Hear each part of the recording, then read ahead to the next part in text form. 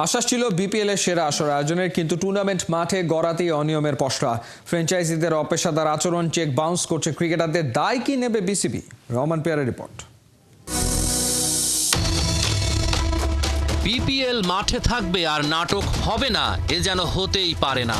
এতদিন সমালোচকরা বিপিএল কে মজা করে বলতো বিতর্ক প্রিমিয়ার লিগ। এবার টুর্নামেন্টের পাশে যোগ হয়েছে নতুন তকমা, বাউন্স প্রিমিয়ার লিগ। রাজশাহীর ক্রিকেটাররা ব্যাংকে চেক দিলেই বাউন্স করছে। ব্যাপারটা দেশের গণ্ডি ছড়িয়ে বিদেশেও আলো রং তুলেছে। ওয়ার্ল্ড ক্রিকেটার্স অ্যাসোসিয়েশন পারিশ্রমিক ইস্যুতে বিপিএল এর কড়া সমালোচনা করেছে।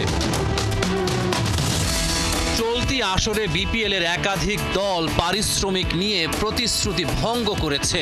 দুর্বার রাজশাহীর ক্রিকেটাররা টাকা না পেয়ে একবার অনুশীলন বর্জন করেন। রাজশাহীর বিদেশি ক্রিকেটাররা ম্যাচও বর্জন করে। পরে নিয়ম ভেঙে চালানো হয় দলটির খেলা। একাধিক দল পারিশ্রমিক ছাড়াও খেলোয়াড়দের দৈনিক ভাতা পরিশোধ করছে না। নানা বিতর্কের পর দেশি খেলোয়াড়দের পারিশ্রমিকের চেক দিয়েছিল রাজশাহী। তবে সেই চেক ডিপোজিট করতে গিয়ে আবারও প্রতারিত হয়েছেন তাসকিনরা, কারণ ফ্র্যাঞ্চাইজিটির অ্যাকাউন্টে চেকের পরিমাণ অর্থ নাই।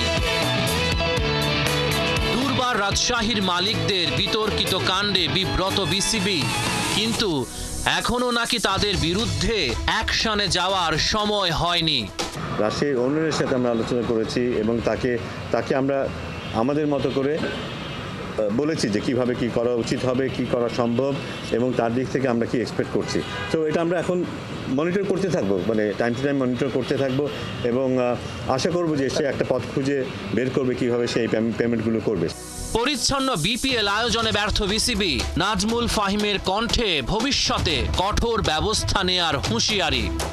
কিছু পেমেন্ট ইস্যুস ছিল, সেগুলো নিয়ে তাদের সামনে আলাপ করেছি।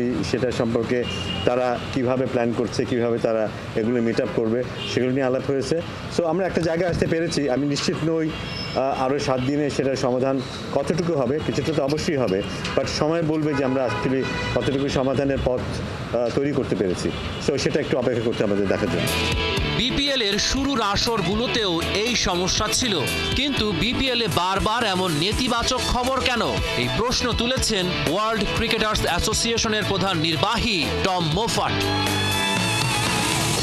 রহমান পেয়ার, ৭১।